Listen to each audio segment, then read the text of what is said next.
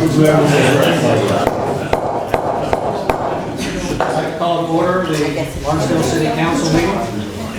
We'll open up with prayer and pledge allegiance. Honor to lead some prayer, please. Heavenly Father, we just thank you for another day, and again we just pray that you to the Gwendolyn. We pray that you'll watch over us through our meeting tonight as we conduct the business city of Lawrenceville. Just pray that you will bless this meeting, bless our citizens.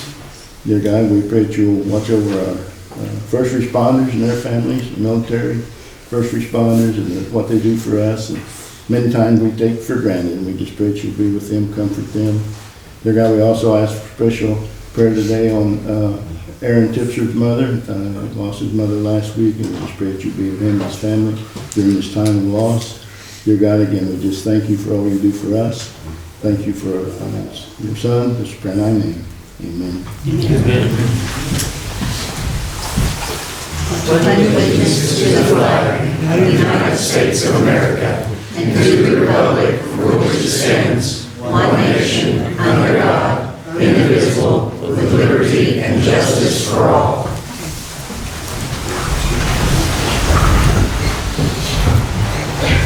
Rodney, roll call, please.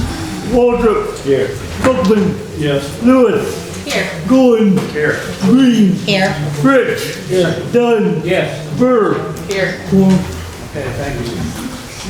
Is there anyone that would like to address the Lawrenceville City Council this evening?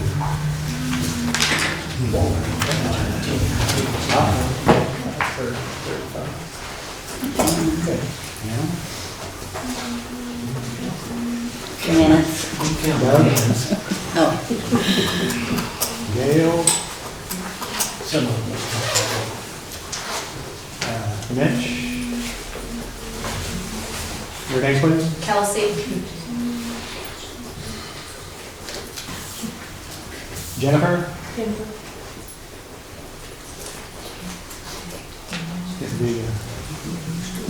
Eric? Your name, please? Christopher.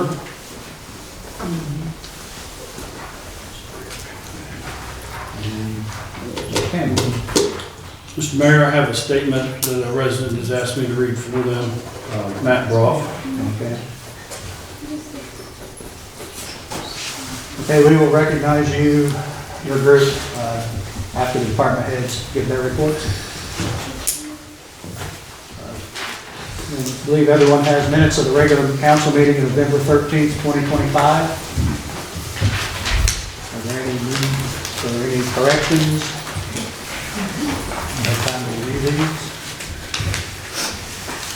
If they are in order, I ask for a motion to approve the minutes of the city council meeting, November 13th, 2025. So moved. We have a motion. Is there a second? I'll second it. We have a second. All in favor, say aye. Aye. Opposed? Motion passes. Receive the financial reports, bills of the city, city sewer, water, and departments for November 2025.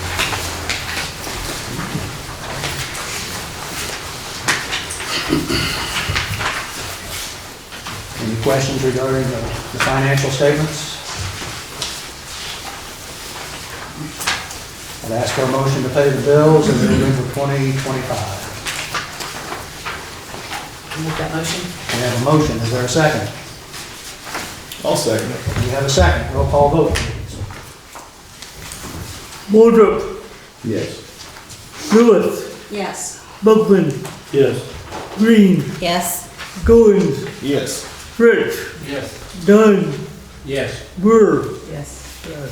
Mr. Mayor, I did have a question about the bills, not about them being paid, but actually first a statement. I want to compliment Rodney for the CD paper that he gave us that shows how these CDs are allocated.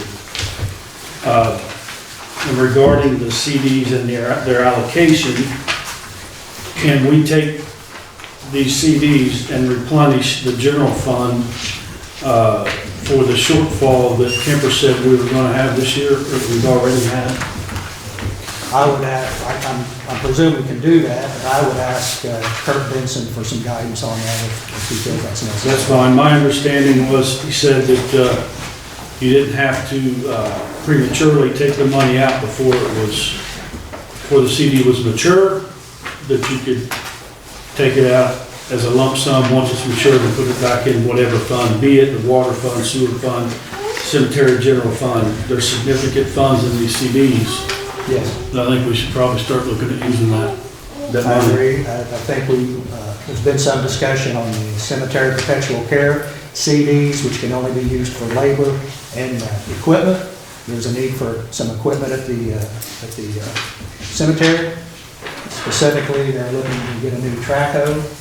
And we have a CD coming due 1/20 of '26. That's the bottom CD there. So, we can that could be an option. We did provide some information regarding salaries in the cemetery, but once we looked at that, we found that maybe our statement was incorrect in that we had more people being paid out of the cemetery fund than were working there. So that's why those numbers look inflated. We're not taking money from the cemetery perpetual care fund. That was just general fund that's allocated to the cemetery. So there's approximately $690,000, $700,000 in those CDs. Yes. Yeah. How are these CDs created initially?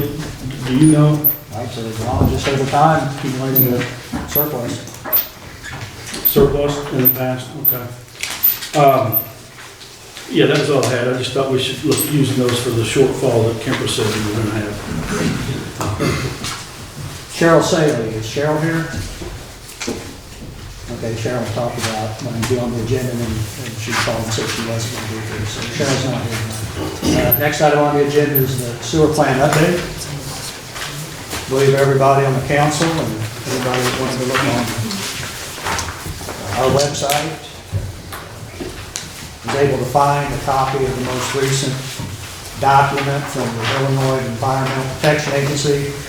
Violation notice to the city of Lawrenceville. We received this, it was sent to us on November 26th through certified mail. There was the holidays, so we probably received this in the 2nd or 3rd of December. And what they are offering us is an opportunity to enter into a compliance commitment agreement, which means that we have a list of attachment B, if you have this, 15 different items that they want us to address. And we had a talk with our engineering firm, and they will be making our response. We've had some initial discussions with them over this issue. So what we really have found are several significant items, certainly major violations that I'll go through those if you want. Description of contaminants on the ground, offensive discharge, violation of effluents of an obnoxious level, fluent violations, outfall for carbonaceous limit, violation of solids, total suspended solids, violation of nitrogen ammonia, violation of no person shall cause or allow discharge of contaminants. We violated that, as they say. Failure to comply with our permit, duty to mitigate. It's our duty to mitigate these discharges. Failure to comply with our permit, our operation and maintenance. Failure to monitor, which is sampling. Failure to calibrate. Failure to retain records, and untimely renewal of our permit.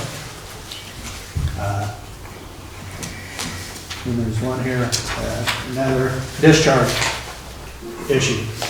So given that, we were given 15 items that we needed to address. Initiate efforts to closely monitor and enforce the city's sewer use ordinance for industrial users, both fixed facilities and septic haulers. We would make a response that we could prohibit people from doing that. But one thing we can do is prohibit anyone not associated with the city to open a manhole. What we've had are septic tanks or septic haulers opening manholes and discharging into our system. So we would address that. We are to repair or replace the automatic or manual bar screen facility. Vendors have been notified, and they're seeking options for us to replace that. Repair and replace the grit removal at the headworks. We're unclear what that direction is. We'll ask for guidance on that. Initiate efforts to remove all trash debris from the pre-treatment clarifier. During the inspection, significant trash debris was observed which may inhibit proper treatment process. We have done that. Initiate efforts to repair or replace non-functional parts of our pre-treatment clarifier. Several parts of the pre-treatment clarifier were held together with ropes or strings which could fail at any time. We have done that. Initiate efforts to replace all unwanted piles of trash debris from the treatment plant into a proper waste container for off-site disposal. We've done that. Immediately remove all vegetation and trees inside the activated sludge tank structure. This vegetation must be controlled and removed to allow proper treatment and structural integrity of the sludge tank. That has been completed. Initiate efforts to repair or replace missing and broken air lines and motors within the plant facility. We're unclear and we don't know what that violation is. We'll get clarification on that. Initiate efforts to repair or replace missing or broken parts of the Schreiber units. Failure to restore the units to normal operating condition may result in the discharge of partially treated sewage. I believe it's the south one that is that right, Aaron? The south one's okay now? Yes. And the north one, we are repairing it and addressing that issue.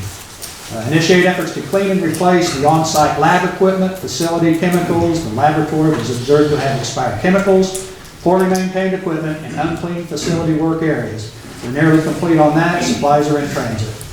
Initiate efforts to repair or replace valves at the facility splitter box. At the time of inspection, the valves were not fully operational. What we are going to do is have all valves exercised and make sure that we put that on a routine maintenance schedule.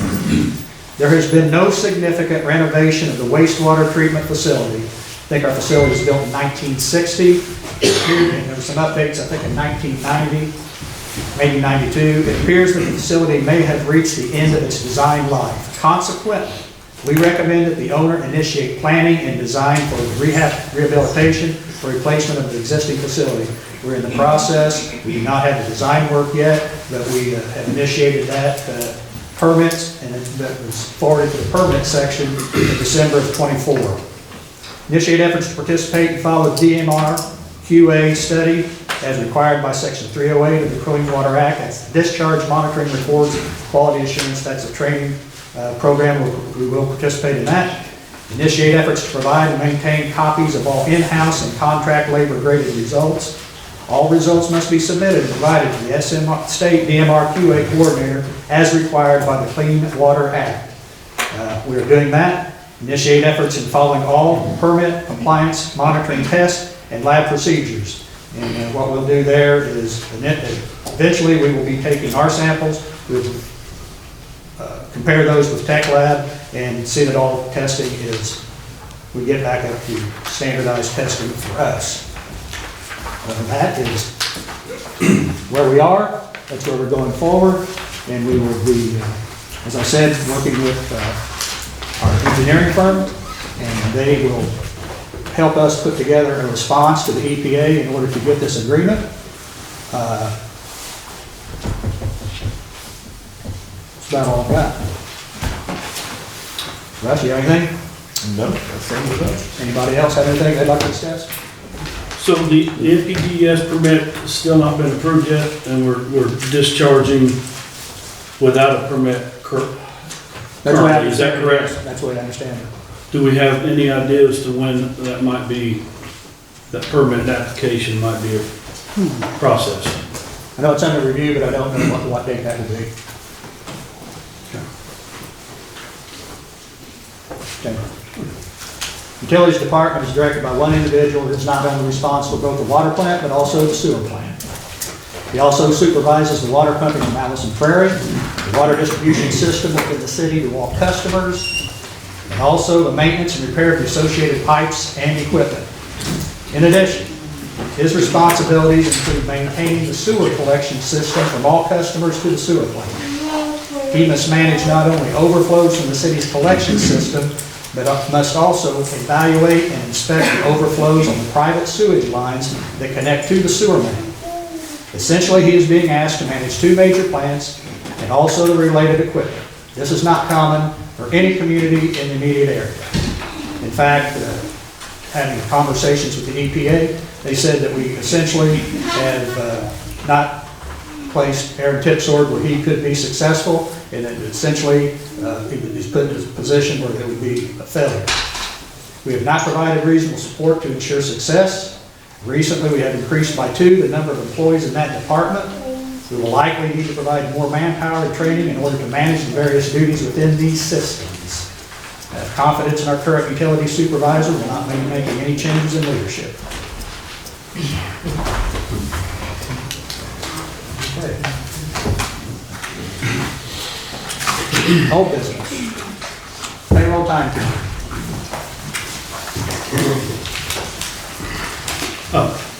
I think you asked that to be on the agenda, is that right? Yes, I thought, were you going to say something? Where are we at with that? On the time clock issue, it's been, what, 3, 4, 5 months, 6 months since this was brought up. It was brought up before I even got involved, from what I understand. Where are we at with it? So we are still looking at different options.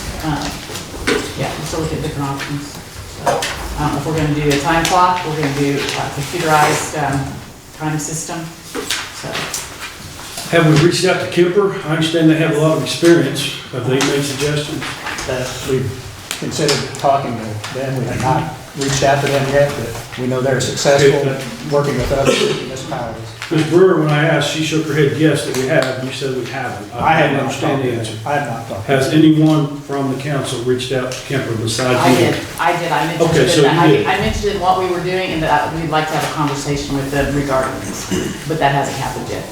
So, Okay, I'm just saying, it's been, actually since the new county the city treasurer has been elected, that this has been a concern. What's that been now, 6, 7 months? I would like to make a motion right now that we require employees to at least write down their start and end time for each day on their time sheets until we figure out what's going on with time clocks. That's what the time clocks are going to do. I don't think that's an unreasonable expectation to know when they're at work. That's my motion. Is there a second? I'll second it. You have a second? All in favor? Aye. Aye. Still roll call. Wardrop, Yes. Volkman, Yes. Lewis, Yes. Green, Yes. Goins, Yes. Fritz, No. Dunn, Yes. Burr, Yes. Motion passes. Okay, I know. department head reports. Jim, you have anything? Aaron? Yeah, the Illinois EPA was here on Tuesday to do their annual inspection of the water treatment plant, the towers, the wells and all that, and everything came back just fine. Very good, thank you. Council, Mr. Volkman, anything? Yes, I do. Things I want to read here. Bear with me as I look through this here. First thing I want to mention is last month, we had a county resident stood here and tried to tear me down with nothing but personal attacks. He had no facts and no documentation, no attempt to understand the issues. He even admitted to me afterwards, whenever we politely spoke to one another, that he hadn't even read the EPA reports and didn't know about the NPDES permit application that the city had failed to file on time back in April. Yet somehow he felt qualified to stand here and ridicule me because I supported the mayor's opponent in the last election. That was his entire argument. He didn't like who I supported politically. That's all, that was his argument. Let's be honest, the same individual, he proudly supported the mayor and is directly related to him. So the truth is simple. He came here to defend the city. He did not come here to defend the city. He came here to defend the mayor. I see the same thing happening with every person who tries to attack me or Mr. Campbell or anyone else demanding accountability. Not one of them has challenged the facts. Not one has stepped forward with evidence that disproves what the EPA documented, what the city failed to do. All they offer every single time is a personal grudge or personal insults and harassment. Attempts to silence people who are telling the truth about mismanagement. If you want to debate the facts, I welcome that. Bring your reports, bring timelines, bring the violations. But if all you have is personal attacks, save it, save your breath, I'm not interested. Now, let's address another accusation made by that same resident, that I somehow have an ulterior motive that I want to, quote, run the city, and that I'm doing this for political gain. I'm going to make this as clear as possible. I have zero desire to be mayor. I have zero desire to be mayor. None. Not today, not tomorrow, not ever. But I will support leadership that puts the interest of this city first. What I will not support is the kind of reactive, crisis-driven, favoritism-based management that we are seeing right now. That approach has failed the community repeatedly, and it's continuing to fail us today. What we have now is reactive management, denial of obvious problems, gaslighting, and refusal to take responsibility. To that end, we all deserve leadership that puts the people and the community first, not personal loyalties, family alliances, or political grudges. That makes some people upset, so be it. Something funny?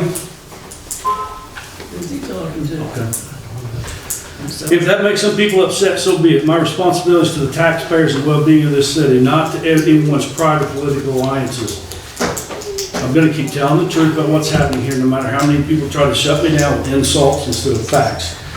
We'll make this clear too. I did not, nor did Mr. Campbell manufacture these EPA violations and mismanagement of our community, to include the gross lack of oversight of simple issues by the mayor, like timekeeping issues and overtime work the department heads who report directly to him. All we did was shine the light on these issues that we did not go fishing for, but instead were brought to our attention by others. Regarding the involvement of the EPA in our current sewer plant issues, I want to thank Mr. Horn for contacting them after being challenged to do so by Mr. Tipser. I want to thank the Durants, the Rodriguezes, and Mr. Campbell, among others, for continuing to fight for accountability and improvements. The Horns, the Durants, and the Rodriguezes all contacted local authorities initially, but because their concerns were met with inaction and even rudeness in some instances, they had no choice but to take their concerns elsewhere. They are all still waiting to be made whole, by the way, a full 8 and 5 months after the damages to their properties. 8 and 5 months, and they still have no answer. So I want to thank all of you for not giving up, and I, for one, hope that you are made whole in the near future. To the council, I ask you, why do you think many of these people are here? Why do you think they've been coming here for months? Why do you think some of this news coverage has been broadcast as far away as the St. Louis area? Why do you think some of the videos from some of our meetings were viewed nearly 35,000 times with supportive reactions for what I and others are doing to expose real problems here, outnumbering negative reactions 99-1?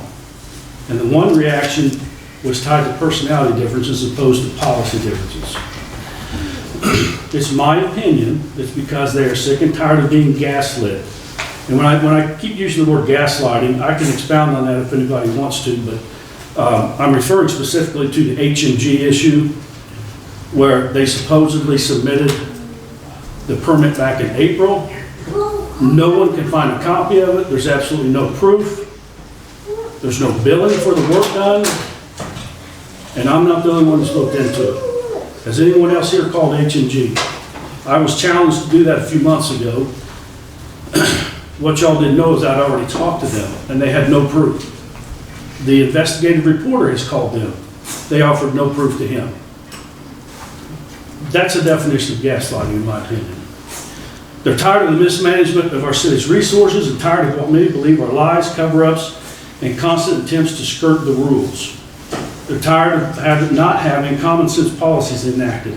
tired of the snail's pace investigations, tired of the insincerity, the double-speak and inaction, and they're tired of us, those who are elected to represent them and their interests, the interests of our fellow citizens, not always striving to do the right thing.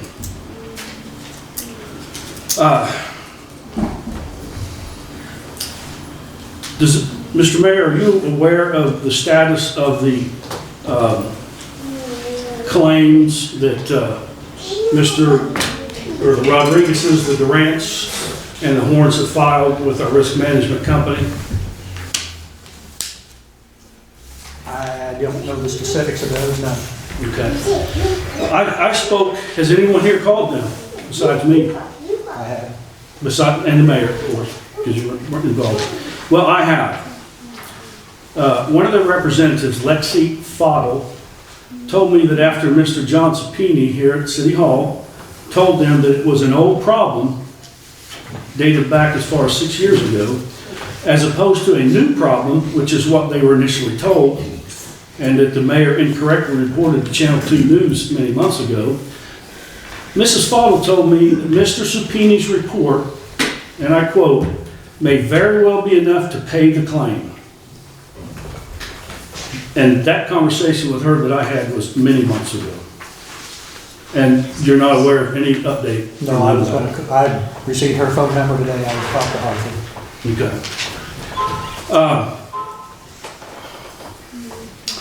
Regarding the employee timekeeping and overtime, I have to say this, we do have some of the best city workers and employees that anyone could find. My issues are not with the city workers. My issues are with the mayor and some council members for failure to implement and maintain a system of common sense accountability that any business, any operating business would have in place. I believe that the mayor needs to pre-approve all overtime. He needs to be more involved, actively involved in managing the department heads who report directly to him. He needs to visit their work sites more often. If I understand correctly, Mr. Mayor, you said you had never been to the sewer plant No, until... I've been to the sewer plant. I wasn't finished until... Oh, I've been there. Okay. You stated right here, last month or the month before, that you hadn't been there until September 16th. No, I've been there before that. I don't Well, know what, maybe- I don't know what was said in context, but I've been there numerous times. Well, that's not what you said when you were asked directly if you had been there. You said not until EPA had called you down there. Maybe we need to have live streaming. That would settle that issue. He needs to visit their work sites more often. He needs to review and sign their timesheets. There's a place for supervisor signature. And to my knowledge, he hasn't signed them in the going on 5 years that he's been the mayor. That's not correct. We did begin to do that. Pardon? We are doing that now. You're doing that now after 4.5 years, after Rodney. months of pressure. Yeah. Rodney, That was what? handled by our clerk. The ones I received through the FOIA request had no supervisor signature for over a year. I'm not gonna throw Rodney under the bus, but he evaluates those if he finds. But he's not their supervisor, so That's you correct. shouldn't show, you can't throw him under the bus. It's not his job. It's his job to make sure that the hours are correct. It's not his job to sign off and approve the overtime. That's your job. And you hadn't been doing that until recently, and almost 5 years. Is that correct? I don't know. You don't know? Okay. You threw me off here, Mr. Mayor. Sorry about that. That's okay. Give me a minute to figure this out. So anyway, my point was, there's zero oversight. What's that? You want me to read the rest of that? Yeah. You're catching on, aren't you? Okay, this will be my last page, I promise.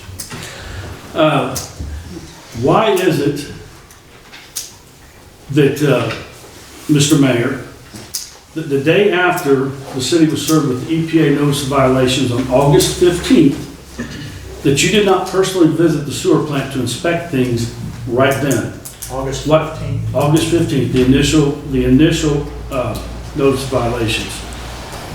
To my knowledge, it took the EPA to call you down there on their September 16th inspection for you to show up. So the point is, middle of August, they issued a violation report. I don't believe you'd been down there until September 16th, or surely you would have seen the deplorable condition of the laboratory. I'm not aware of the August inspection. Pardon I'm me? aware of the September inspection. The August inspection, What is where, no, the August notice violation, For The report. treatment plant? yes. We've had 2 notices of violations, you're aware of that, right? The August one was where they cited year-old reports that hadn't been filed. 11 out of 12 laboratory reports were exactly the same reading. That was the one where they also said we hadn't filed the April permit application on time. I'll have to, Aaron, you have Okay. any? It was the first CCA. So apparently you didn't go down there to check out the sewer plant. I don't understand why, because when they came on the 16th, that's when the second one came about. In my opinion, we were all gaslit by HMG, who is the sewer plant engineering firm contracted by the city, regarding the unbelievable explanation of the disappearing NPDES permit. They and the mayor claim was filed and lost with absolutely no proof. Again, I was challenged a few months ago to contact HMG. I can't believe they haven't been asked to come here by you, Mr. Mayor, to speak about this, but they don't have anything to add. What they didn't know, the people who challenged me to do this, was that I'd already spoken to them, and so did the WTHI reporter. They offered no proof to substantiate their claim that they had filed that report. They did tell me that Mr. Tipser had the ability to file that permit himself, saving us nearly $10,000. That's the amount that they billed us in August when they, what I believe was the first time filed the application. And by the way, to my knowledge, it's still not officially approved, which you confirmed that a while ago. We still don't have an approved permit from the EPA. I still want an answer from HMG as to exactly what happened, or I want them to admit that they didn't file it.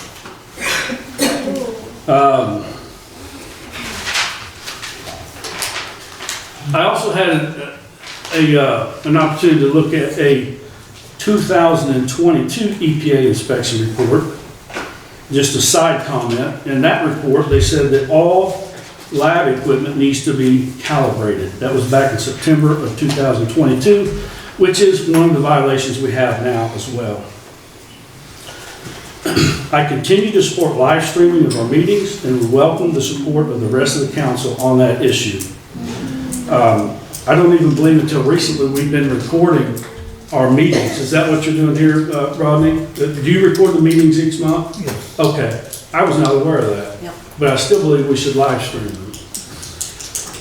Lastly, I believe those responsible for the many EPA violations that we have been cited for and will continue to be cited for need to be held accountable with appropriate and immediate disciplinary action. Now, the letter you read in support of Mr. Tipser earlier, when's the last time that he's come forward and asked for people to be hired to help out? We had a conversation on more labor today. Prior to that, in the last few years, has he made requests for personnel that have been turned down? No. Why not? If he's so overworked and he can't handle the job, why hasn't he asked? I have asked. Well, he just said you didn't. No, you asked, have I asked and been turned down? Okay, you've asked and had people hired? So clarify that then. Go back and take a look at our application. I'm asking to clarify it. I have asked, we've had these discussions all the time.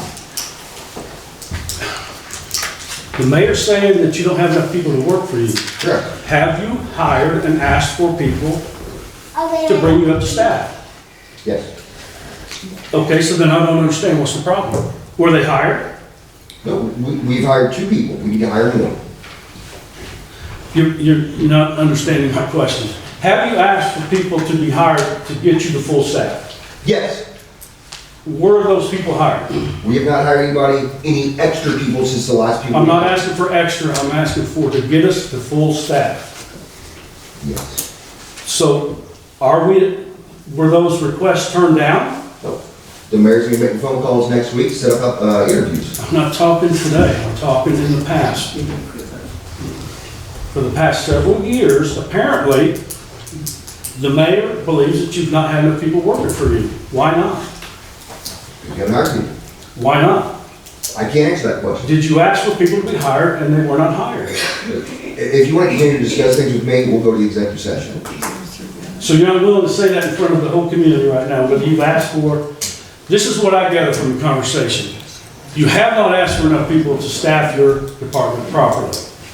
That's what I'm coming away from this discussion with. That's all I have. Thank you. Ms. Lewis? Yes, I do have something.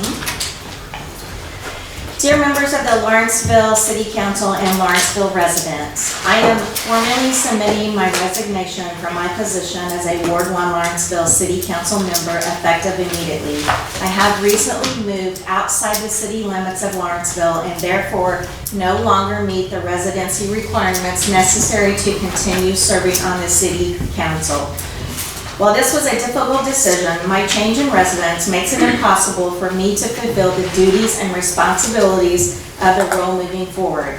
It has been an honor to serve the citizens of Lawrenceville, and I am grateful for the opportunity to have worked alongside the council and city staff. I appreciate the support, collaboration, and dedication shown by everyone committed to improving our community. Thank you again for the privilege of serving.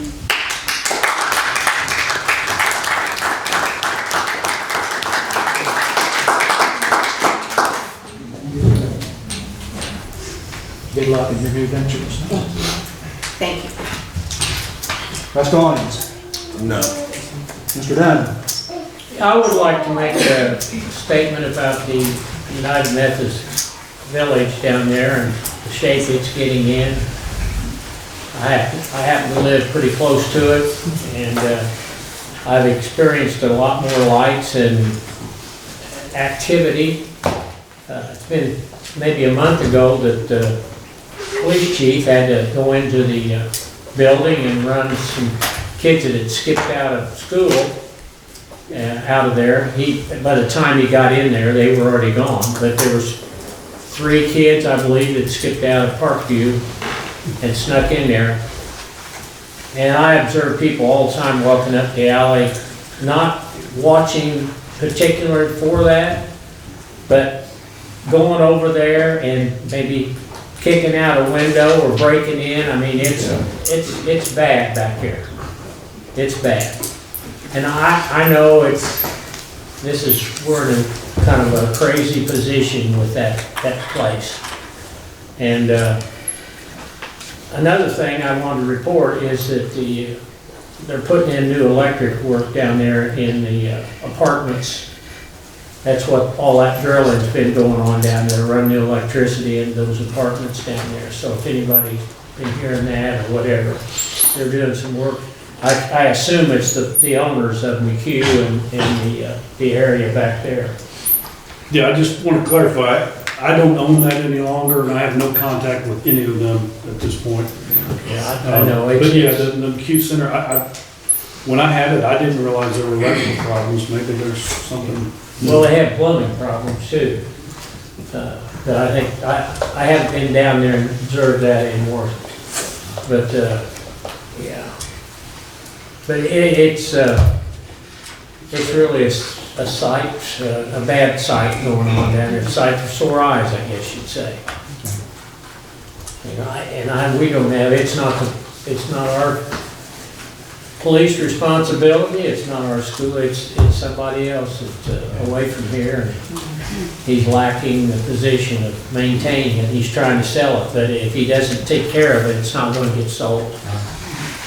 So, but it's a mess. That's all I have. Ms. Brewer?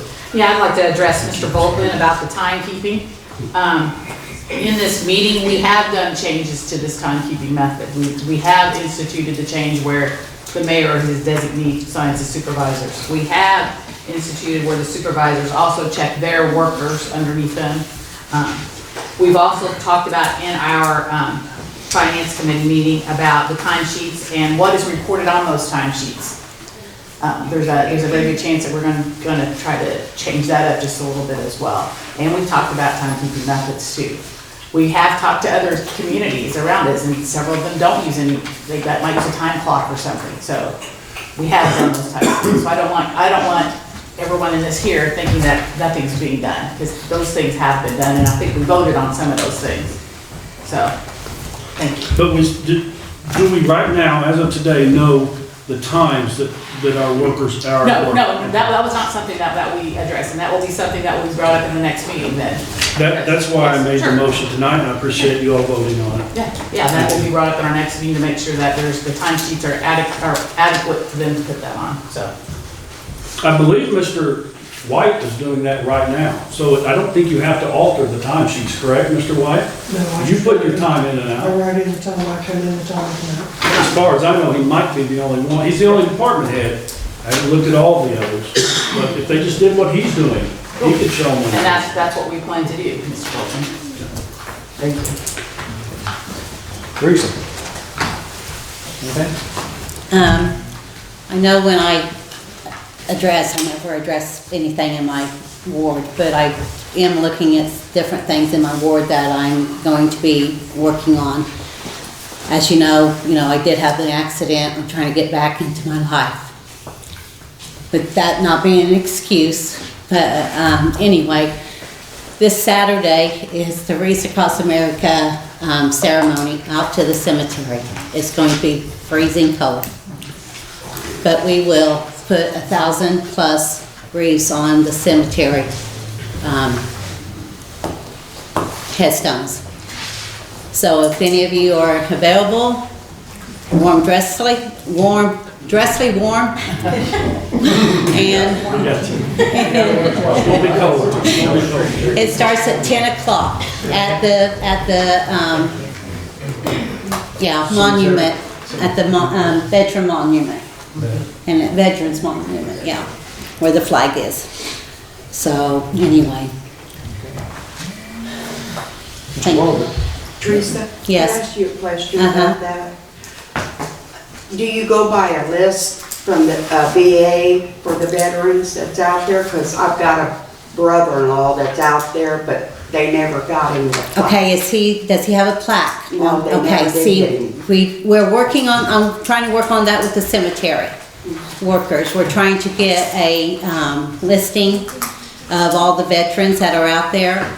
That's the sad thing about it is, if they don't have a plaque, we don't have ESP. Yep, I understand Yeah, that. and some people gets really upset with us. And one of our volunteers went out and put flags, if you see orange flags out there right now. And, if you let me know afterwards or who it is and where he's sectioned at, I will make sure that he has a wreath. I will have extra wreaths if anybody that wants to put a wreath on another cemetery. St. Francisville and us are the only ones that's doing it right now. I believe Sumner is going to try to get back into it next year. Bridgeport I haven't got anybody volunteered over there to do that. It does take a lot of work, it takes a lot of money. The wreaths are $17 a piece. So, like I said, I will have some extras. If you wanna talk to me afterwards, I will be happy to give you my telephone number or take your telephone number down and get with you after we get and we just do the city cemetery. We don't do all the country, ones, but I do have people that ask me for them, and I do order them for them and stuff, so. Okay. And if for some reason, we have never, since we started in 2018, we have never canceled, but if for some reason we do, I'll put it on Waco, and I'll put it also on my Facebook page and on the page and stuff, okay? Thank you.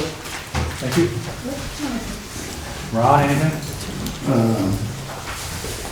One thing, when you mentioned on our permit that there's been proof that was sent in, but yet later in your presentation you said that they charge us $10,000. That was whenever they, yes, sir, that was when they did it in August, but we were required as a city to have it done in April. Okay, so. They claimed, they meaning HMG said, yeah. I just didn't, so I'm not trying to get you, you're talking about two different amounts. Yes, sir. I also understood, Aaron, that EPA, they're talking about, did they tell us we were operating under our own permit until the new one was? Yes.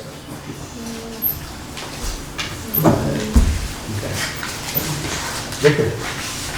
I know we did get granted an extension on that permit, so we are good to go as far as the EPA permit.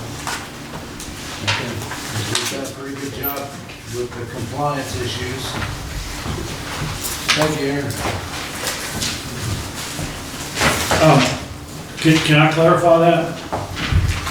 He says we're good to go. We are still, from 10/1 to the present, in violation. They are just allowing us to do it in violation. So I don't know what you mean by good to go, but we are still in violation. It's on the violation report. That's the EPA's terminology, not mine. Request a notice of communication. I've got a letter from Joe Newbold, 2005 Ray Street. It's high day. Each morning, as soon as it is light enough to see, I walk our dogs over at the park. Each day since Thanksgiving, I can't help but notice more additions are being made for Christmas, lights, decorations, etc.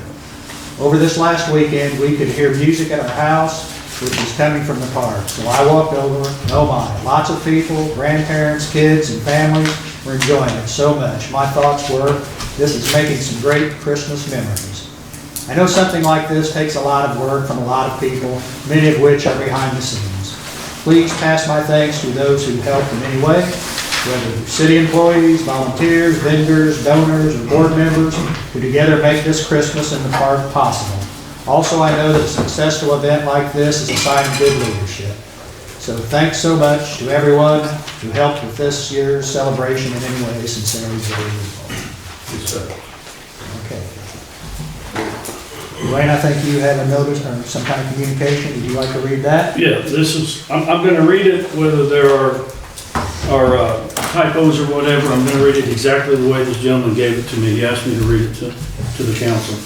This is from Matt Bruff. Mr. Mayor and council members, there is no denying the wastewater infrastructure issues facing this city.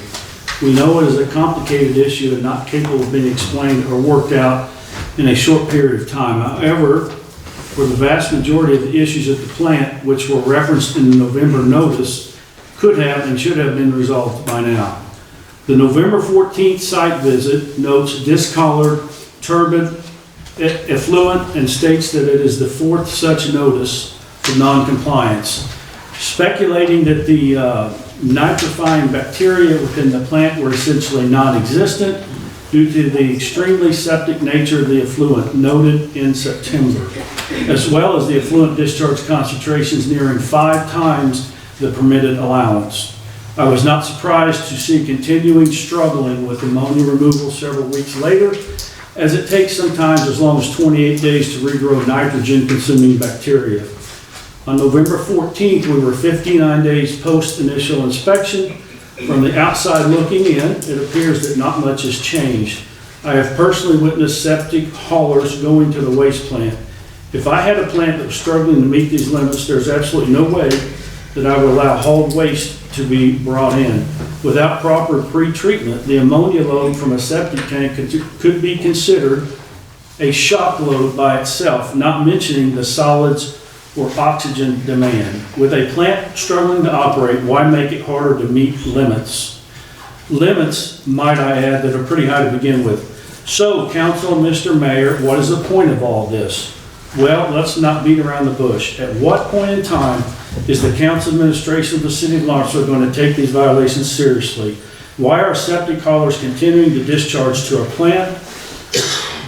What has come to pass before what has to come to pass before the city exercises a little responsibility and accountability? At some point in time, someone within this administration is going to have to stand up and say this cannot continue. There is absolutely no reason for the continued pollution of our rivers. Thank you, Matthew Brawl. Mayor, can you comment on the septic haulers in our facility? A lot of them come down when we're not even there. Like I said, they will go on 3rd Street and pop a manhole and dump it. Any other time, where there's, I'm not gonna name names of haulers, but, they will contact the water office. I've got a load, they'll come down and dump it. We discussed in the, utilities committee meeting on Tuesday that we need to look at just not accepting it anymore. I think that's the thing we do. So are you saying, Aaron, that there are people that are dumping illegally? 100% illegal. So is there a plan for that? Will the manhole shut? Okay, I don't know why I'm asking. That's just one. I mean, is there a plan for that too? Some places do that. Well, you can do that, but we can make it illegal for anyone to open a manhole cover that's not associated with the city. That isn't stopping. That would be an immediate violation. We could also make that pretty stiff penalty. That was one recommendation when discussing the issue of the HMG. Okay. Citizens, Scott Durant.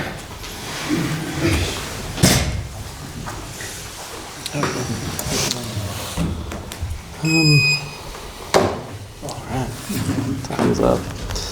I'm glad to hear that you've received the report and you've looked through it and are addressing some concerns. I wanted to read a section of the, it says reconnaissance inspection, September 16th, 2025, from the EPA. Says for the laboratory, effluent analysis including BOD, total suspended solids, pH, ammonia, and fecal are performed on site. The laboratory equipment was observed to be covered in dust with evidence of animals on the lab equipment. The fecal equipment was full of insects and most of the lab chemicals were outdated.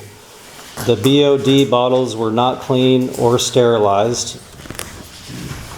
And the TSS oven had insects and other material in it.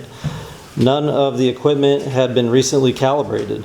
The lab was in an unsatisfactory state and no lab bench sheets could be provided.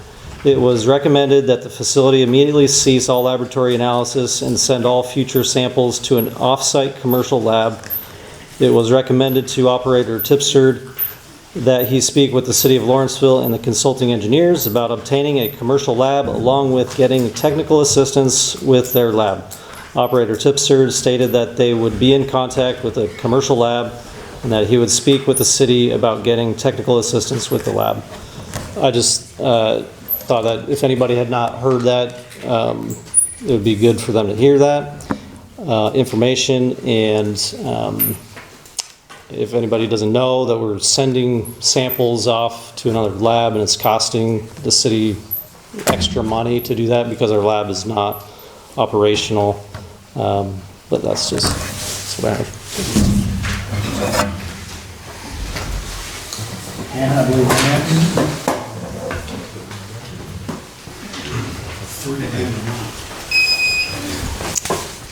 Thanks for letting me speak again. And for my children coming, we just thought it'd be a good opportunity for them to see the city government in action. So I wanted to thank you, Mr. Mayor, for coming to my house and bringing this report that I asked for at the last meeting. I appreciate you signing off on the plan, and you've also talked about that this evening. Talked about different things, violations that happened and things that have been done to rectify that. I did have one question concerning this report. It says that in section D of the plan from the IEPA that respondent has implemented a 24-hour notification program for process bypass, plant upsets, or sanitary sewer overflows, including basement backups, etc. And it said that was completed on or before September 15th, 2025. So I was just wondering what that process is, because I know for us in our situation, our flood happened on a Saturday. we called, you know that story. So where do we find that phone number or who to contact for 24-hour help? Aaron, response? Call dispatch. 911. And dispatch is supposed to call me, give me, address, phone number, and what's going on. Okay, And I never received that. Okay. On your call. okay. But can I'll watch how much of your time I take, but is that somewhere where people can find that? So if I have this happen, can I go on the website and find it? If Right. you call the water office after hours, it says if it's an emergency, call dispatch. Okay. So just to comment on that, we did call dispatch and they told us that it was not sewage water coming into our basement. So has there been training or anything done with them for them to not say that to other people? Dispatch, I have no idea. Okay, That's a county, the county oversees dispatch. okay, I was always under the understanding that anytime there's a call about utilities, they call me, they get your information, they call me, they give me information, and then we send the guys up to take care of it. okay. Well, just if with my experience, I guess, I'm just asking if something maybe could be done to talk to the county dispatch or something, so that people aren't endangering their health by entering sewage water, black water, so they know to contact you so that we can be informed. It's just what I wanted to mention on that, and I would appreciate.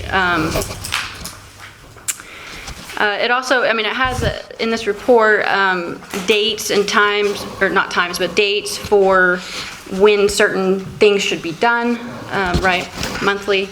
Like toxicity tests should be done by October 31st. Respondent shall develop, implement, and submit to the Illinois EPA standard operating procedures for timely reporting of the DMRs and things like that by November 15th. Complete repairs. It also talks about by December 31st, submitting a smoke test televising plan to the IEPA. That should at minimum provide a city map which outlines and easily identifies sections of the city planned for smoke testing for televising. Each section should also indicate the anticipated year for completion, and more toxicity tests to be done by the end of this year. So I was just wondering if that is happening, if those, if you're making plans for those things to get done and be done. The map has been drawn in the city. It's divided into 5 sections. And each one of those sections during a year, like next year will be section 1, 2, 3, 4, and 5. Okay. It's a 5-year plan. We will smoke test in that specific area.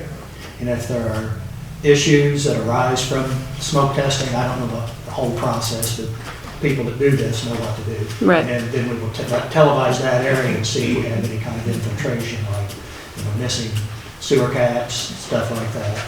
Okay. Anything that intrudes into the Roots and root balls and things like that. televising will find out, yes. Okay. So that's the plan. Hopefully. We will submit that to the EPA, we will look at it and see if that's what fits their needs, but that's due this month. Okay, great. Well, I was just looking through that, I just wanted to get your comments on that, so I appreciate that. Since last week we were talking about last month rather, the report, and I realize I'm short on time, but just wanted to mention that, as have been discussed, things were in pretty bad shape, and there were, trees and things that were growing where they shouldn't be. And is it my understanding from what you read that those have been removed? Yes. Okay, great, that's good.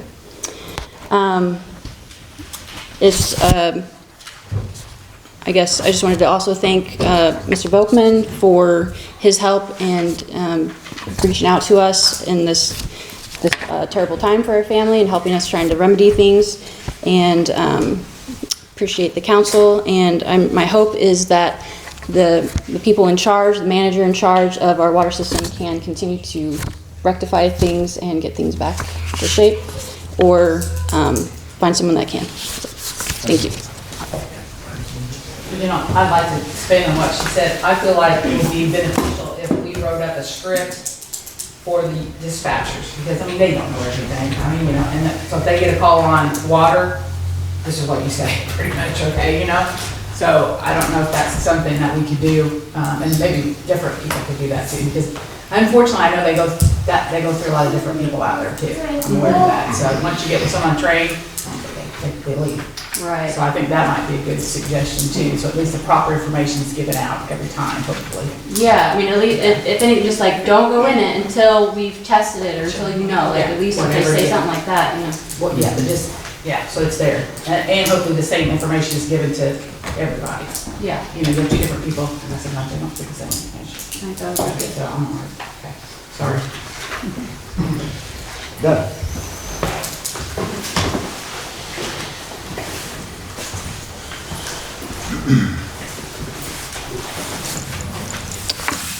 Thank you for this opportunity to say a few words. My wife, Gail, and I live just outside the city limits, but we've lived in the community for 66 years, so we care a lot about the citizens of inside the city limits.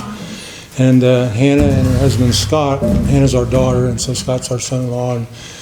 And the problem that they experienced with the flooding obviously was a concern of ours, and that affected us directly too, because we were part of the cleanup, and we didn't know that was black water when we were wading around in it, cleaning things up, and that is an important point that you brought up, I think, there. It is a little disappointing that whole thing hasn't all been resolved yet, but hopefully you'll keep working on that and get that all resolved. I appreciate the things that have been done. So that's when we got involved, and then subsequently we've learned about the issues with the wastewater treatment plant. And I had a part of the report, I just read the report recently, and I was just amazed that things have gotten so bad over a long period of time. And I would just suggest to the council that maybe you recognize that things have been bad for a while to the community, so that they know that you recognize that and that you're going to do everything you can to resolve it. The part that I was going to read, you covered when you read out the citations, and so it pretty well covered that. I'm not going to read that.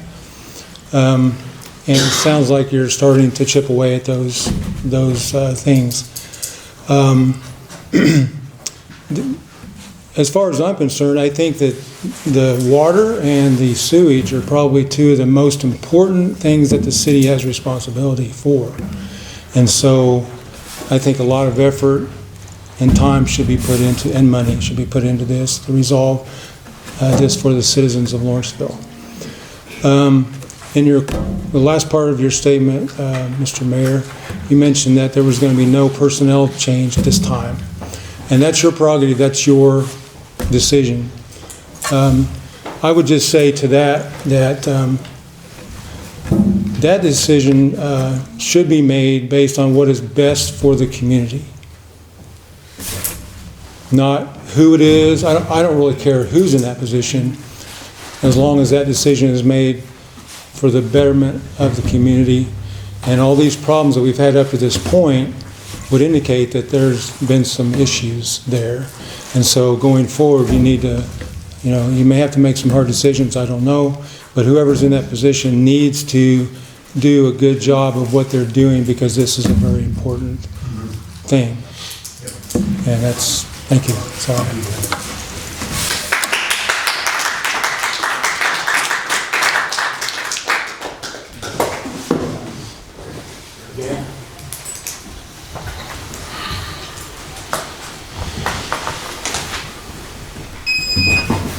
Yeah, you want to set that timer because I get carried away.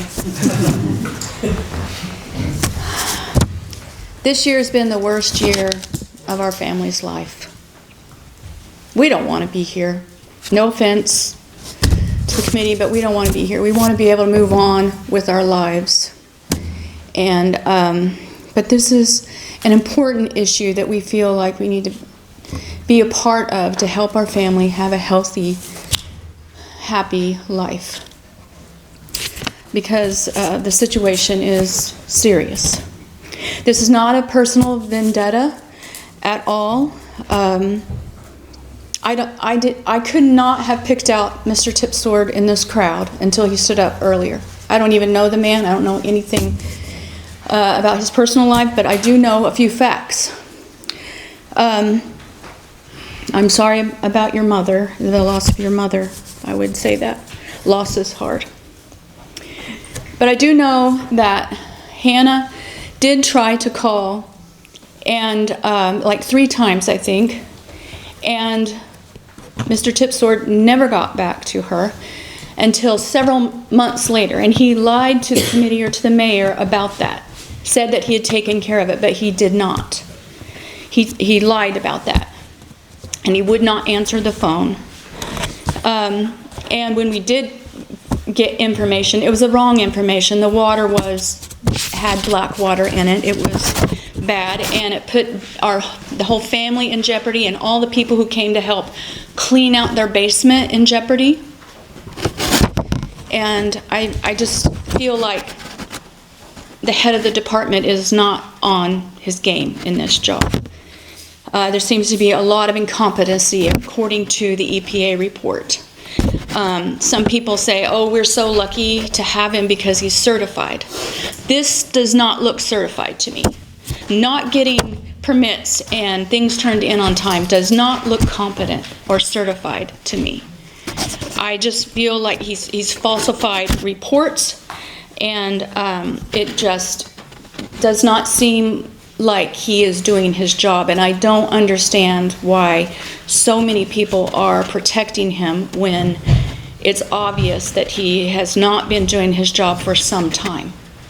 I appreciate the efforts that have been made to try to make corrections, but I think the biggest correction that we could make would be to let Mr. Tipsword go and get someone in there who will do their job.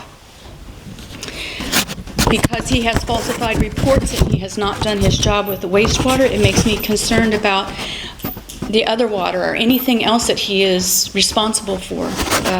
I'm not really sure how that works, but if he's responsible for drinking water, supposedly the tests are okay, but I don't know that I can trust someone who's falsified other test water reports. And my grandchildren are here. And water is an important thing. It contains disease, drugs, all kinds of things in our city. And I feel like my husband said, this is a number 1 priority. And I feel like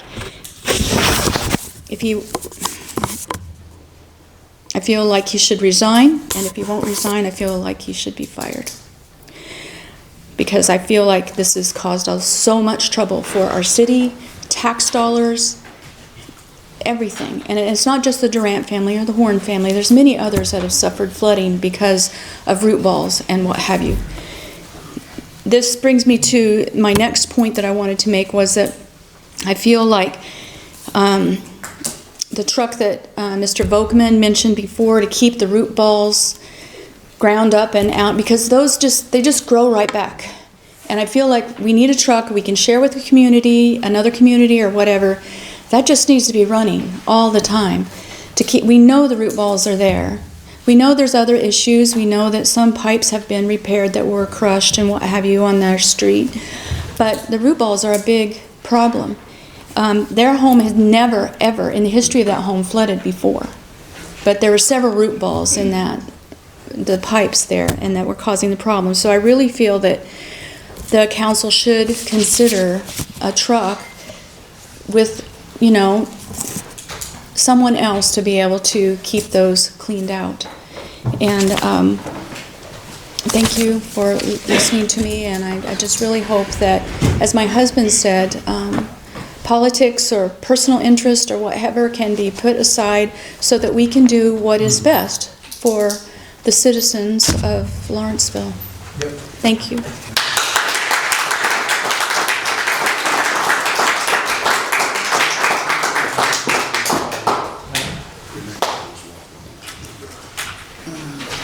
Mitch?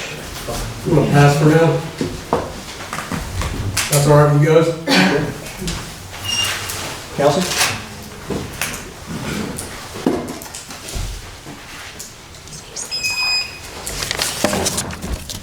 I have some copies here, if you guys. Has throat scratchy. So I have some violations here that were verified on September the 16th of 2025. Reconnaissance, evaluation, inspection verified. Violations occurring at the City of Lawrenceville wastewater treatment plant. The following apparent violations were observed. 1, in Section 12A of the Act, which provides in part that no person shall cause, threaten, or allow the discharge of any contaminant into the environment so as to cause or tend to cause water pollution. Number 2, in Section 12D of the Act, which provides in part that no person shall deposit any contaminants upon the land in such place and manner so as to create a water pollution hazard.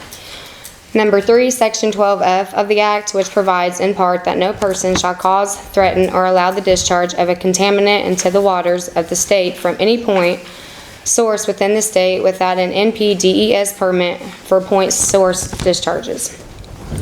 Number 4, Subtitle C, Section 309-102A, provides in part that the discharge of any contaminants or pollutant by any person into the waters of the state from a point source or into a well shall be unlawful. And number 5, Subtitle C, Section 304-106, provides in part that no effluent shall contain settable solids, floating debris, visible oil, grease, scum, or sludge solids. Color, odor, and turbidity must be reduced to below obvious levels.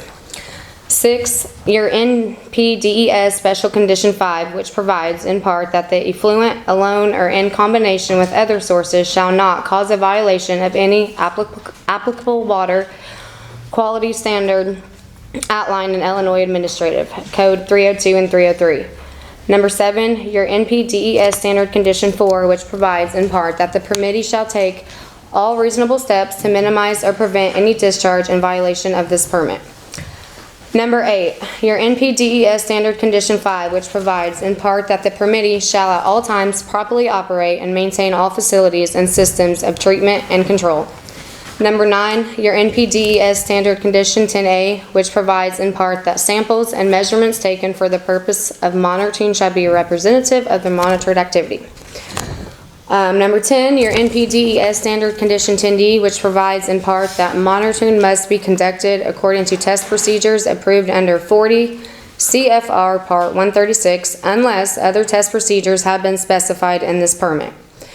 And also, finally, number 12, your NPDES Standard Condition 12F, which provides in part that the permittee shall report any noncompliance which may endanger health or the environment. I believe and I feel that the person responsible for this should be fired or terminated. That's all I got.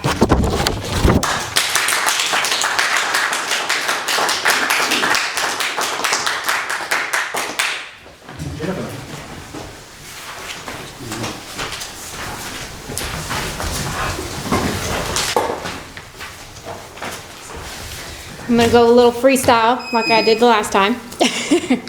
But I wanted to start off by saying something positive, like a couple of things that are positive. The lights at the park and the skating, the ice skating and everything, absolutely beautiful. The parade was amazing. My children absolutely had a blast out there. So thank you for allowing that to happen and everybody that contributed to that. I mean, it was great. My kids had a blast. They didn't want to come home. My second thing is I wanted to say thank you to our city workers that do a great job. I've seen a couple of your faces in times of need and maybe just to holler hi. But one person that I really wanted to call out is Josh here, Josh Hartley, because whenever our school system doesn't step up and recognize our kids for their great athletic abilities, he's always there to make sure that there is somebody to welcome them into town. Whether they're going to state, whether they're doing something great, he makes it happen. So I want to say thank you. The other thing is I wanted to say thank you to Aaron. I know we've been battling back and forth, since 2019, back and forth with my sewage overflow. I'm not going to get too deep into that, but I For the last couple months, I have had no flooding. And that's, like I said, last month is the first time in years that we have not seen flooding. And so I thank you for whatever you did. We were so thankful, okay? But here's the thing is, last month I asked for compassion. And, you know, I have compassion for this community. I have a lot of compassion for the kids in our community. And I have been up here to City Hall, made my complaints. We've had over $15,000 worth of damage to my home with the flooding. And this is not a new issue. This is a known issue. And the thing is, I have yet to see anybody come over to 12th Street and see what these issues are. Nobody smoked our sewage lines. I've not seen anybody come over there. Yes, I know Aaron, he did fix recently, but where is the progress and getting to, you know, the older side of the city? We still have homes that are worth value there. We still have tons of kids. There's in our block alone, there's 35 children that live in my block. Where's the help here? That's what I'm asking, you know, instead of being turned away, you guys as city council members, you guys should be reaching out to us. If we have something that we're speaking up here about, reach out to us, especially if it's in our ward. And I'm not aiming to you, but the thing is like before your accident and everything, which I'm so thankful that you're okay, okay? But you've known about our issue. I've been up here talking, this is my 4th month up here, and I've spoke about it, and the thing is like the only person to reach out to me was Dwayne. He's been a huge help. He's been, I mean, I'm younger, you know, I didn't know how to navigate through all this, but Dwayne and Louie have been so compassionate and so helpful. Dwayne even, you know, when my son got hurt in football, he even reached out to me just to, you know, make sure that my son's okay. Where's you guys' compassion? Okay, because I know you guys have grandkids, kids, everybody, okay? Where's your compassion? Where's your, you know, eagerness to help somebody in your community? Because, you know, I know you guys, you know, and I don't know you guys personally, but I'm sure you guys are great people. You guys have great families. You know, you love your families and you want the best. But, you know, like, where's your compassion for others in our community? And so, like, I'm asking basically for some action and you know, action in trying to get us made whole. I've yet to hear back from the risk management. It's been months. And then one last thing, this is separate from this. I'm gonna drop that speech, but our children in our community, there's a problem right now with our children in our community. They are wandering the streets. I think it was last weekend, they were banging on windows, getting in groups of kids, and they were walking around town, banging on people's windows. Somebody I do know, my neighbor, got her window broken. These kids have nowhere to go. They want to hang out with their friends on the weekends. They want to have a good time. Yes, this past weekend, they had some place to go. Thank you. But basically I'm asking, can we get more hours on the Armory? They want to hang out with their friends. They want to do something fun. Whether it's somebody donating their, you know, volunteering their time to, you know, technically babysit or supervise. I mean, hell, I'll be the first one to stand up and do it. So these kids have some place to go have fun with their friends, and somewhere safe. So they can do, you know, do what kids do. Let's take care of these kids. You know, let's not, you know, out them that they can't go anywhere. But please, let's make sure that we get someplace for these kids. Amen.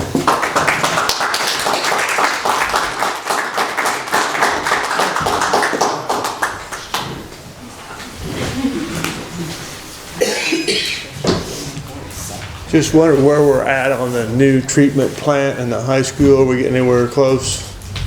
we getting, I know it's a mess up there. But Coach Dunn was talking about his place. Come up to my neighborhood, Coach Dunn. There's no electricity. Now, they had a nice little fire up there. Why in God's name they, what's that? I said, I got the yard mowed over there. Did you? Well, anyway, it's too bad they couldn't have let the high school burn last time. We had 4 fire departments over there.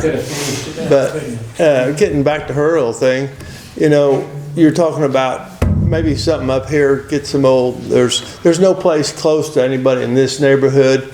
Maybe we could put some basketball goals and maybe a soccer field or some, you said you had some excess equipment from the park maybe. I mean, when it's all done, way, way down the road. Over with, maybe you could put something up here for this part of the neighborhood or part of the city afterward. But anyway, and I second the motion to open Armory in the evening again. There were a bunch of kids. I'd go in there and play basketball, and almost every night there were 10 or 12 or 15 or 20 kids playing basketball up there. I think we've got some hours going there. All right, good deal. I know there's basketball going a couple of nights, so. Yeah. All right, thank you, appreciate it.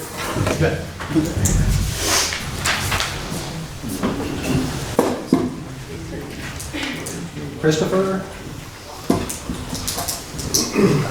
Thank you, this won't take very long. Okay.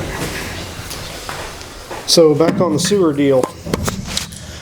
It was noted that ammonia and nitrogen results were the same for 11 of the 12 months during the reporting period. Operator Tipsword stated that he had not realized that his meter had maxed out and that he didn't know he needed to provide a dilution or get a higher range test kit.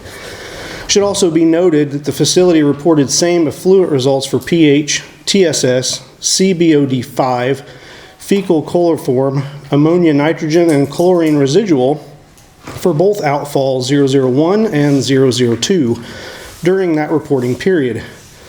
Water quality, there was an adverse impact from the discharge on the receiving stream, which is the Embraw River. Gray in color, smelled like sewage. That was from sample LAW001, was collected during the inspection. The sample, like I said, was gray in color and significant odor of raw sewage. So we're talking about the Embraw River. That's a total ecosystem right there. We're talking fish, birds, reptiles, mammals.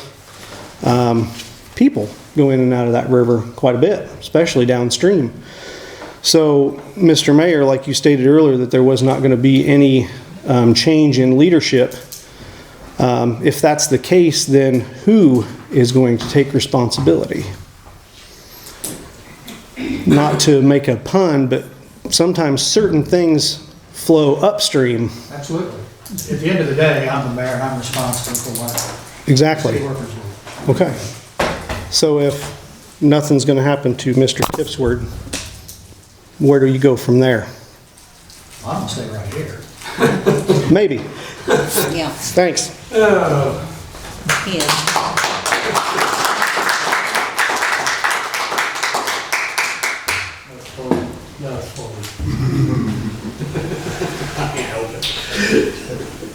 Look.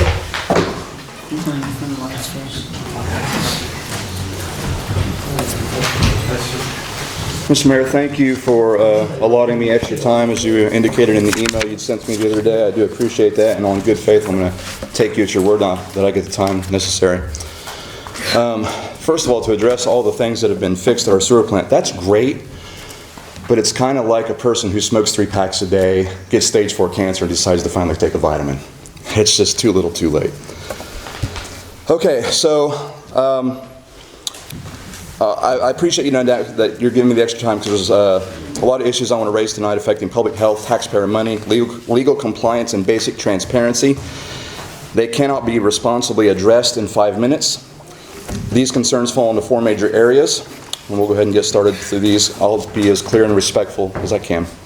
Number 1 is our wastewater treatment plant and the IEPA inspection findings. Over the past several months, I have reviewed the IEPA's September 16th wastewater inspection report. I emailed that report to you, Mr. Mayor, after the November council meeting, which you acknowledged receiving the next morning.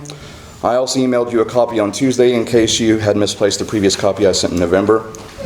Now, as of this week, the city has received the EPA's official notice of violations stemming from that same September 16th inspection.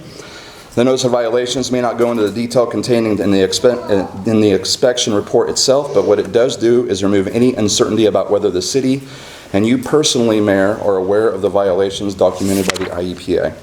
There was no longer any question about whether the findings have reached your desk, because they have. So at this point, the only unanswered question is not whether you have the findings, it's what actions you're going to take in response to them.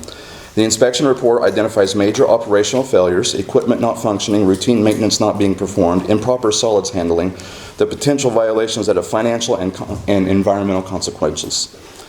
These are not minor housekeeping issues. They are conditions that can result in sanitary sewer overflows, violations of state and federal discharge requirements, fines, corrective orders from IEPA, increased long-term cost to the taxpayer. So I want to ask some very direct questions in front of the public. Have you now read the September 16th inspection report in full? Okay. Do you accept the accuracy of the IEPA's findings? Yes. Okay. While I am aware that things have been improving after the intense scrutiny from the IEPA and members of the community, can you identify what oversight failures allowed the plant to reach the condition in the first place? We do not give adequate support to one individual who's responsible not only for a sewer plant and a water plant, but he also is in charge of all of the collection systems and all the distribution systems and all the repair for that. The IEPA mentioned that we've really run, many places run these as two separate places, two separate businesses, the water side and the sewer side. So we have not adequately supported our staff, and we will begin to do that. That's good. I'm glad to hear that. Which brings me back to a point I made last month. At every council meeting, there is a place on the agenda for department head reports. And I've been, I believe, at every council meeting this year. I don't believe that Mr. Tipsword has asked in front of the council and in front of the public for additional help. As a matter of fact, I believe it was the April meeting after the massive flooding incident, which obviously is beyond his control and your control. I don't blame you for the flooding. But when asked for his department head report, he had 2 words. Lot of water. I don't see in those words, please give me help. Please hire people for my department because I'm understaffed. These trees didn't grow overnight, okay? The Schreiber unit didn't break overnight. So accuracy of discharge monitoring reports. The second issue is the accuracy of the DMRs, the discharge monitoring reports that the city submits to the IEPA every month. And since I wrote these remarks, I spoke to a member of the EPA in their communications department, and they said they're actually investigating Mr. Tipsword for falsifying those reports. That was her words, not mine, falsifying the reports. Because they feel that it wouldn't happen to have consistent reports month after month. What we're going to do, Mr. Campbell, is you need to restrain yourself from making accusations. I didn't make an accusation. That's the IEPA. That was her words. I am just parroting her words. Her name is Barb Lieberhoff. You can call her and tell her to not make accusations. So, Lieberhoff. I'll be glad to forward you her contact information. I don't have it handy. I'll get it for you. I have your cell phone number. I'll text it to you. In reviewing the DMRs, the IEPA noticed that certain values were identical across multiple reporting periods. Wastewater professionals have made it clear that such repetition is extremely unlikely in a living biological system. Rainfall changes, temperature changes, influent strength varies. The numbers should change too. When values repeat exactly from month to month, it raises concerns about whether the testing is being done consistently, properly, or accurately, whether the process was being shortcut intentionally or unintentionally, resulting in reports being submitted without verified test results. So again, Mayor Courtney, I want to ask publicly, were you aware that the submitted DMRs contain repeated identical values across multiple months? Not across all the report. Okay. Can you explain how such identical results could occur in a real-world plant? Have you directed anyone to verify whether the data being reported is accurate and supported by legitimate lab results? I don't understand the question. Are we inspecting what we expect? Are we checking the lab reports? I understand we have an outside lab now. I'm guessing that the DMRs will have varying values now, which would happen in a live biological system. Sure. Okay. To be absolutely clear, I'm not accusing anyone of falsifying reports. but I'm stating factually that state and federal law require accuracy in environmental reporting. Submitting inaccurate data, even unintentionally, can have serious consequences. With the lab described by the IEPA as appearing non-operational with chemicals expired, if they had been, in my opinion, if they had been being used, they wouldn't have had a chance to expire because new chemicals would have been purchased, which I have submitted a FOIA request for proof of purchases of chemicals for the last several years. We'll see what those results yield. So what was the source of the data submitted to the IEPA during this period if the lab wasn't working? If it was non-operational, where did we get the numbers for the DMRs? There were no bench sheets. The lab was covered in dust. None of the glassware was sterilized. None of the equipment had been calibrated in quite some time. As a matter of fact, an IEPA inspection report from September of 2022 stated that it needed to be calibrated then as well. Where did these numbers come from? It's a mystery. That is a mystery. It is a mystery. It's a mystery that needs to be addressed. Under both state and federal law, knowingly submitting inaccurate environmental data is considered a criminal offense. Another thing that the member of the IEPA informed me he was being investigated for was possible criminal offenses. I'm not asserting that a crime occurred, but the conditions the IEPA documented require a clear explanation. Corrective action begins with acknowledging the issue exists, and I hope we can get clarity on that tonight. Water service deposits. I had a member of the community reach out to me because her water's been turned off for quite some time. She claims she's a homeowner, and she's provided proof of being a homeowner to the city before, so her deposit was waived, which would be congruent with the ordinances that are available currently on our website. I called the water department to ask to clarify how water deposits and reconnection fees are applied to renters, homeowners, and mobile homes. What I was told does not match the ordinance currently posted on the city's website, and I emailed you about this. I was told renters must pay a $200 deposit. All mobile homes, regardless of ownership status, pay a $100 deposit. Some homeowners pay no deposit, depending on how they finance their home. If it was a traditional mortgage, or if they own the home outright, they pay no deposit. But if they have a contract for deed, they're purchasing the home on contract, which means the owner, the previous owner, is carrying the mortgage. They are essentially the lender. They are, in my opinion, discriminated against. They have to pay a deposit as though they're renting. That means at least one of the following is true. Either staff are enforcing rules that were never adopted by ordinance, or ordinances were updated but not published for the public to see. Regardless of which one is true, the result is the same. Residents are being told rules that do not exist in publicly available law. This is not a matter of confusion, it's a matter of fairness, legality, and transparency. Every resident has the right to know what law am I being required to follow. We put speed limit signs up so people know how fast they need to drive. We need to put those ordinances. If we have more current ordinances, we need to publish those. The council stated earlier this year in a public meeting that all the ordinances were updated on the website. If that's true, then I was told inaccurate information by the water department, and that needs to be addressed. So what is the current legally adopted ordinance governing water deposits and reconnection fees, Mr. Mayor? That is ordinance 3828. The deposit is $50. As you're aware, you're aware of this ordinance. There have been, we can find no ordinance changes. We can find no minutes that change that ordinance. There were some administrative directives evidently given at some time previously, and that's what the water department is acting on. Fair enough. That's where we're at. Fair enough. I can respect the answer. Thank you for bringing that to it up. So, are we going to be refunding the $150 difference to everybody who paid the $200 deposit? I do not know. We will have to address that. Our legal counsel to be congruent with the. We will have to address. I think we should. To get some idea of what we're having to do, either if we have to give the cash, or we have to refund. Or a deposit back to their bill, something. They need to be made whole on that $150. Yeah. Okay. So public access to accurate current ordinances, I think it's important. So, and transparency. I need to address a separate, very serious concern involving compliance with the Illinois Open Meetings Act. On December 3rd, Mayor Courtney met privately in your office with Alderman Russell, Goins, and Victor Fritsch. Lawrenceville has 8 aldermen, plus the mayor, as mayors of the corporate body. A quorum is any 5 of these members. Under the Open Meetings Act, a majority of a quorum, in our case, any 3 of these members, constitutes a public meeting when city business is discussed.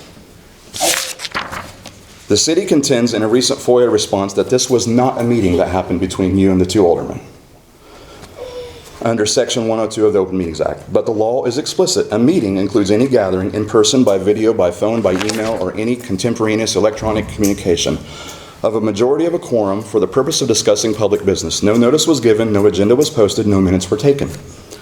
It strains credibility to suggest that 3 members of the city's corporate authorities met in the mayor's office during business hours to talk about gardening tips or holiday recipes. The most reasonable inference is that city business was discussed, and under Illinois law, that requires public notice. And this was not an isolated incident. Just weeks earlier, you sent an email that included 3 aldermen to discuss city business. The Open Meetings Act specifically defines such electronic communications among a majority of a quorum as a meeting as well. And if you recall, that email that you sent out was an email where 3 aldermen were included, and you were discussing planning of a labor meeting. Okay, standing alone, each of these incidents would be concerning, but something that a member of the public could overlook. Okay, but taken together and viewed alongside repeated Freedom of Information Act violations by this city, with myself and others, Mr. Volkman, I believe, has an action against the city for violations of FOIA and Open Meetings Act. They suggest a pattern of conducting public business outside the public eye, a pattern of decisions being made without public scrutiny, and a pattern that is completely at odds with what the Illinois Sunshine Laws were written to prevent. So accountability and leadership, and this will be the final thing I talk about. All 4 of these issues, wastewater plant conditions, reporting reliability, inconsistent water service rules, and outdated ordinances, point to the same underlying problem: a lack of consistent oversight and a lack of transparent communication with the public. Mayor Courtney, you have the authority to make changes, set expectations, demand accountability, and prioritize transparency. These issues did not appear overnight. These trees did not sprout up overnight in our sludge tank. But neither will they improve without direction from leadership. So I will close with these final questions. 2 questions. You stated before that you will take disciplinary action if appropriate. Given the failures documented by the Illinois IPA and inconsistencies in required reporting and the misalignment between staff practices and written law, do you now consider disciplinary action appropriate, yes or no? Fair enough.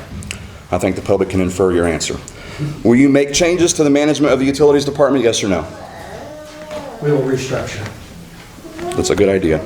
I think you should, under EPI, I understand we're supposed to have some sort of redundancy, because there's nothing that says that Mr. Tipser doesn't have something. He's nearly 50 years old. What happens if he has a severe medical situation?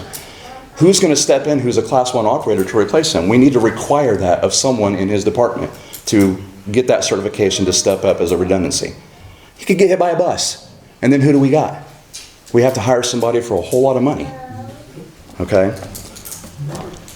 So, is the city going to have to face massive fines, or will someone have to be formally charged before you exercise the authority you already have to correct the situation?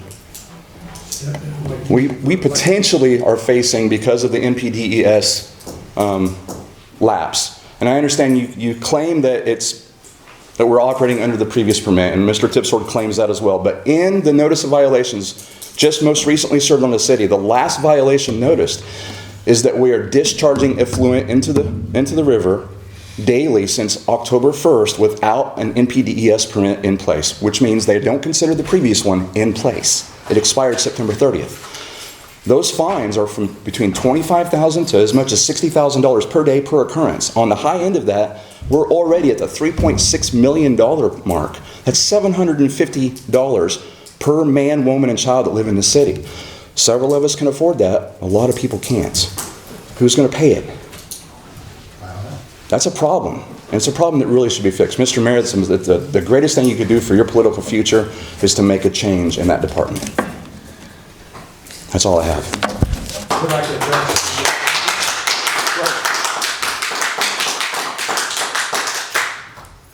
I was in my office. I had an appointment to meet with Mr. Goins. We were meeting, and Decker came in. Unannounced, unplanned, sat down? Got it? No, the wise thing to do in that situation, because you are aware of the Open Meetings Act and all those requirements, was to have asked him, sorry, we can't have this meeting with you here. And have asked him to step out. There was no meeting. Was city business discussed while the three of you were in the room? No. What were you discussing then? I came to get a report out of my mailbox. What were you discussing city business while the three of you were in the room? I was talking with Russ. About? Mr. Fritsch was available, was there, so it should be publicly noticed and publicly available. What time did he get there? I don't know this. You were all three there. What were you discussing? Were you discussing city business? Well, you're the one having us follow them, so you should know all. You're the one that has F-U-C-K Volkman written on your folder a couple months ago. So, for anyone to see. No wonder you voted against the time card issue tonight, because he put the motion up. Yeah, he said, damn right. You see that? Damn right. He voted against it because Volkman put the motion forward. That's irresponsible. You want to know what I was doing? Yes. Well, apparently on October the 18th, a FOIA report was sent out for some timesheets. On August the 29th, the FOIA recipient received the timesheets, and there were 263 timesheets. I was looking at those. Okay. Good. Huh? That's your transparency. Thank you for that. It took all that to get it. What's that? Took all that to get it. You guys are holding board meetings apparently without the public. That's enough. Yeah, that's what it sounds like. That's what we gathered. Russell asked him what he said. Okay. I personally do not want to, if I want to come up here and ask Dave a question and someone of the other council comes in, I don't feel like it needs to be, it's not a meeting. We're here just discussing, not even discussing things. I came in to talk to him about, things I had missed and different things. If someone else comes in, I'm not going to tell them to leave. Well, You're required to by law. Anybody's feelings.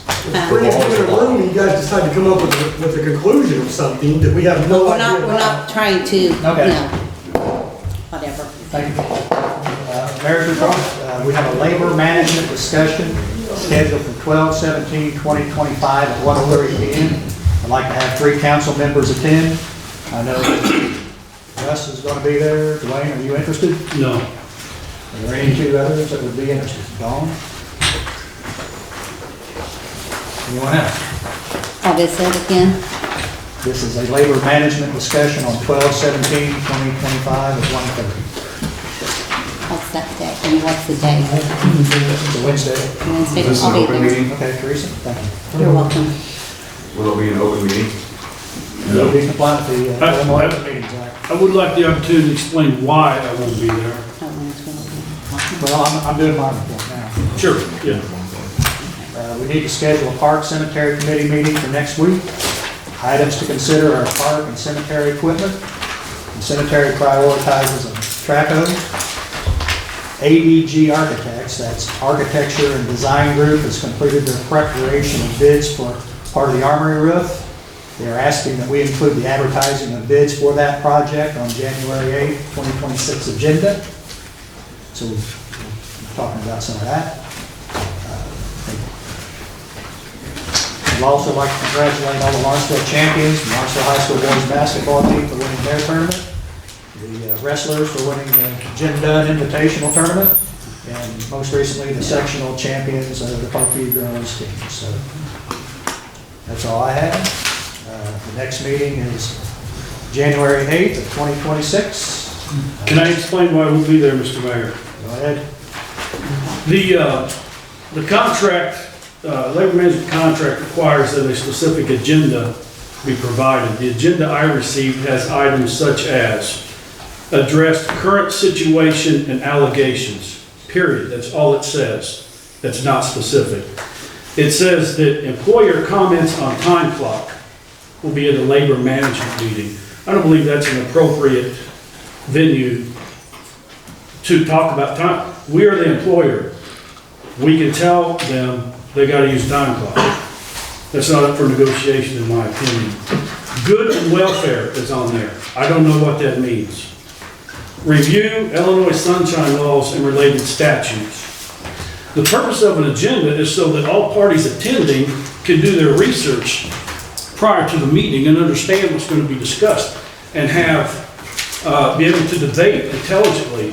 I cannot debate these issues in their current format, so that's why I'm not going to be there. Okay. Thank you. Ask for a motion to adjourn. Motion. We have a motion, is there a second? Second. All in favor, say aye. Aye. Meeting adjourned.